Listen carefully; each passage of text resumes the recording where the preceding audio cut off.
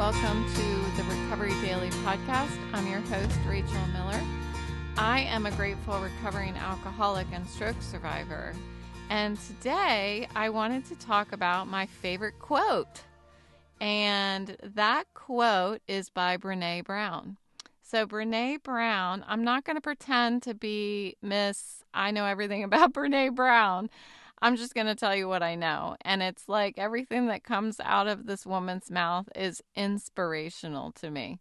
So I know that she's a big name in the recovery world. But if you haven't heard of Brené Brown, I certainly recommend checking her out. So Brené Brown is I would say a storyteller. So she's a researcher, and she has spent 2 decades researching courage, vulnerability, change, and empathy. And she's done lots of TED Talks, and she's written lots of books. I've read a couple of them, listened to them to be exact. And she's a Texan. She is just so inspirational to me.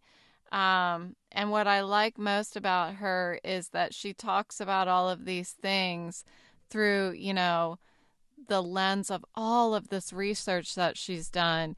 And yet she's completely humble about the fact that, she doesn't practice perfectly either, So I just really adore her. So the quote. What's the quote, Rachel? What's the quote? The quote is, vulnerability is the birthplace of innovation, creativity, and change. And this quote, I came across in the very beginning of my sobriety, I think. But it struck me as so incredibly relevant to me, really because of all of the anxiety that I dealt with throughout my life up until that point. And I had always felt like vulnerability was something that was a weakness. And what I learned, or what I heard in this quote, was that vulnerability is actually something that means something great is about to happen. So I wanted to kind of give you my take on the quote, really, and promote whoever has not checked her out to definitely Google Brené Brown and take a look at some of her books. She's got, wow, I mean, there's Dare to Lead is one of her books that I have listened to. There is Daring Greatly. That is another great book. I think they're all great, but I have not listened to all of them. So there you have it. So this quote, vulnerability is the birthplace of innovation, creativity, and change. It resonates deeply with me because I've wrestled with anxiety for as long as I can remember. And I used to view that anxiety as a defect, a character flaw that held me back, and something that I always believed I needed to overcome. I thought that with practice, I could reduce or even eliminate that feeling of vulnerability from my life and be brave, whenever I needed to, put on my superwoman cape. And I have found through just my eyes opening a little more, and really watching the results of vulnerability, the results of leaning into vulnerability. And vulnerability is not independent of bravery, of courage. you can be vulnerable and brave at the exact same time. And I didn't know that that was possible. So my understanding of vulnerability has evolved, and I have come to see that it's not a weakness, but it's a powerful tool for growth. And it signals the advent of something new and potentially exciting. When I feel vulnerable, it's because something meaningful is happening. And getting to this point where I realized that vulnerability is something I'm supposed to feel and is something that I'm supposed to open the door. It's almost like vulnerability is a door, and I need to open it and walk through it in order to learn what there is to gain from it. But if I just keep walking down the hallway with all these doors, and I don't go into any of them because they all have a sign of vulnerability on the front of them, then, I never get anywhere. I never experience anything new. I never grow. But by opening one of the doors that have vulnerability on it, then I'm able to walk through and see, okay, what is this about? What was I afraid of? What was I nervous about? And when I first started doing this, yeah, I was trembling because it's no joke. When I said I had anxiety problems, it was legit like I could not function. Anxiety problems. So there in the beginning were lots and lots and lots of tears because I was afraid. And I'm talking about the fear that makes you cry, the fear that makes you tremble, the fear that makes your voice shake, the fear that makes you lose your appetite. That is the stuff that I was made of. I mean, that was my entire being, was just this skeleton with fear, anxiety, depression draped over me. And that was all I wore. So to actually walk through that door of vulnerability with nothing on but all of this uncomfortable stuff that didn't fit and was heavy, it was hard. It was really hard.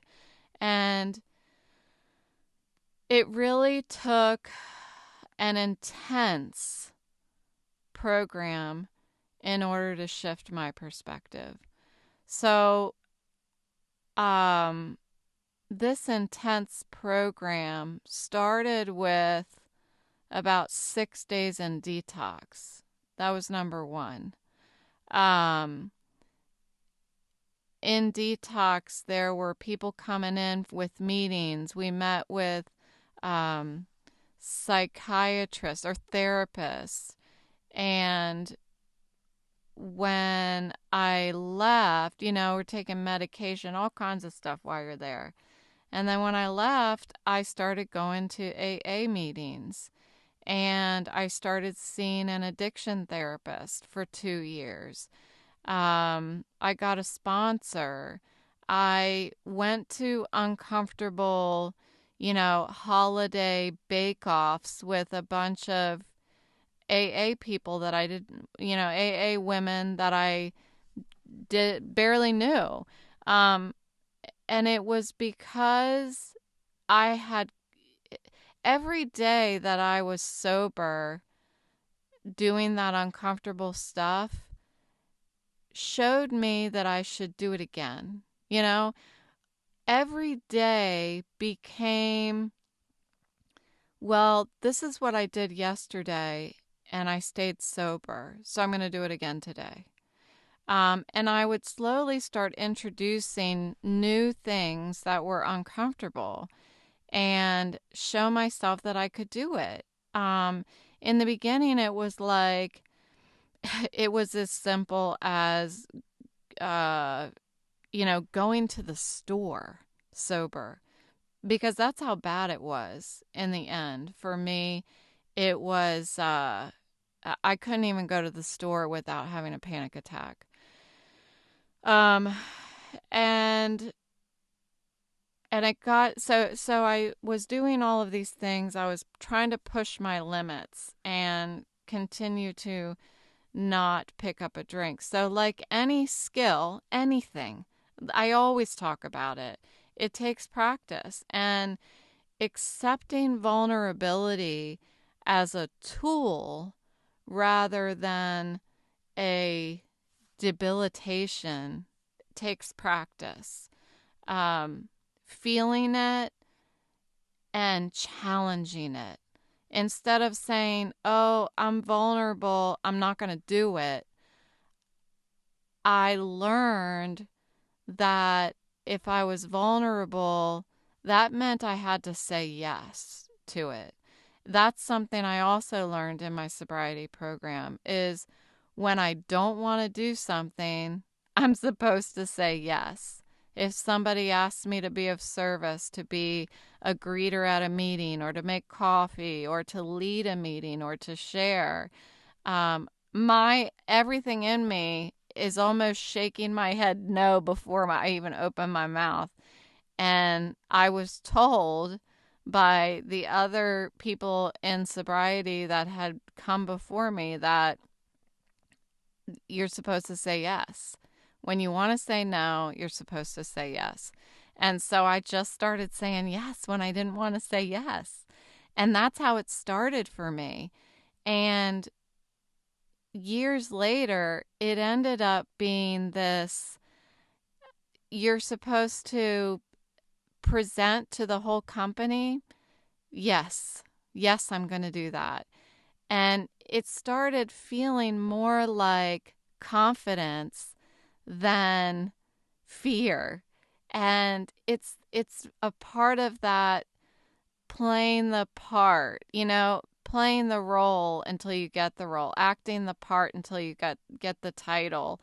Um, and it worked for me. And so along the way of learning this gigantic life lesson, I came across this quote by Brené Brown, and it just completely struck me deeply.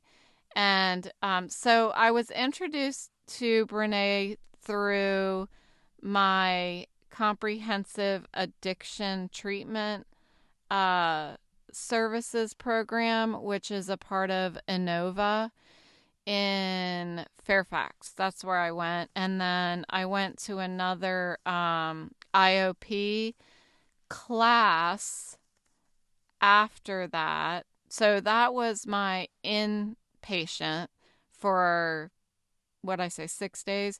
And then I had the outpatient for 10 weeks. And that was like, I had to show up 2 or 3 times a week. I can't remember how many. I feel like it was 2 times a week for 3 hours, and learn about my disease and learn about how to stay sober and what tools, gaining tools to live sober. So I was introduced to Brené Brown during my CATS experiences, and everything that I heard her say struck a chord with me. And this particular quote really touched me in a profound way, and it has stuck with me. I had this quote in my office at my last job. For anyone who used to, there's a couple of you who listen, for any of you who were in my office, it was on a magnet on my whiteboard in the lower left corner. There was a little quote on a magnet that said, vulnerability is the birthplace of innovation, creativity, and change. So, that's kind of funny. Nobody ever asked me about it, but Anyway, so this quote helped me realize that I'm not alone. Number one, oh, Brene Brown understands. It helped me realize that that feeling of nervousness or fear or uncomfortable, um, experiencing those physical symptoms like extreme, it was, I can't even put it into words. It was so bad. I would actually, from my anxiety, I would hyperventilate. And I didn't understand that until I went to a doctor because when I would get really freaked out and have a lot of anxiety, I would get really lightheaded, like dizzy. Um, and I just called it a panic attack, because my heart was racing. It would sometimes skip a beat. Um, so I thought I had AFib, all kinds of stuff. It was a panic attack. And what was happening during that time is I was taking really tiny, shallow breaths repeatedly. So I was hyperventilating, but it wasn't that hyperventilation that, you see on the cartoons and somebody has a paper bag over their face and it's like inflating and shrinking and inflating and shrinking. This was just a hyperventilation that you couldn't even notice. I didn't notice it. Nobody around me could notice it. But my doctor did say, when you start feeling that way, you should breathe into a paper bag. I never actually did that. I instead tried to just calm my breathing and take deep breaths. But um, mostly because I didn't have any paper bags around me. Um, so anyway, what I was saying was it made me realize that all of this stuff, these feelings and these symptoms, are not a sign of weakness. I thought they were a sign of weakness, and they were signs of great things on the horizon if I was willing to act on them, to lean into it, to do it anyway. Feel those things, but do it anyway. And through that realization, some of these symptoms immediately lessened. When I started to recognize that the anxiety isn't going to kill me, the fear isn't going to kill me. I'm not dying. Because that's what I thought. I thought I was dying. It felt like I was dying. I mean, in a way I was, because I was still drinking. I was slowly killing myself at that time, literally. But it felt like when my heart would start racing like that and I couldn't breathe and I was dizzy and I felt like I was dying. And I had mistakenly thought that vulnerability was marking the outer limits of my capabilities. But what I've learned is that vulnerability is revealing the inner depths of my capacity for greatness. And it's a reminder that the moments that I feel most vulnerable are often the moments that precede significant growth and some kind of transformation in my life. Whether it was at work when I was getting ready to present to the whole company. Granted, it was on Zoom because it was during COVID. It was still freaking me out, and I really appreciated the confidence that leadership had in me. And slowly I started having that same confidence in me that they had. And with both of those together and me understanding that this stuff isn't going to kill me. In fact, there was one in particular, actually, I think it was the best presentation I did, the one that I mentioned to you before, that leadership actually stopped me in the hallway and was like, remember when you first used to present, like when my face used to shake and all that stuff? And he was like, you've come a long way. Um, Before that one, I remember being so nervous that about 10-15 minutes before my presentation, I actually left my computer and went and sat in silence and meditated and took breaths, like focused on my breathing. And I meditated, and through that meditation, it was really the first time I had meditated, and I actually felt stronger. I actually felt more courageous and confident after I meditated than I had ever felt before that. It's really it's a beautiful memory of mine, because when I think of the incredible amount of growth that I had at that company in 7 years, 8 years, sorry, in 8 years, to think back at some of these things that I did in order to manage what was going on inside of me so that I could handle what was going on outside of me. I mean, I'm so proud of myself. And I don't know how much people do that.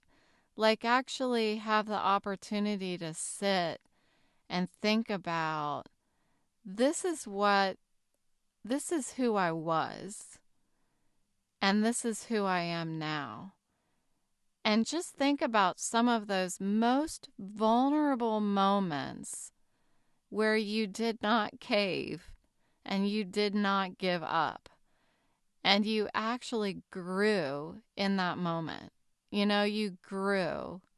Maybe not in that moment, but you grew from that moment through whatever the thing was that you were facing. Do that. Like, I invite you to spend some time thinking about that and celebrating what you were and who you are now. I have the luxury of spending that time looking back at how far I've come, because I had to walk away from my job.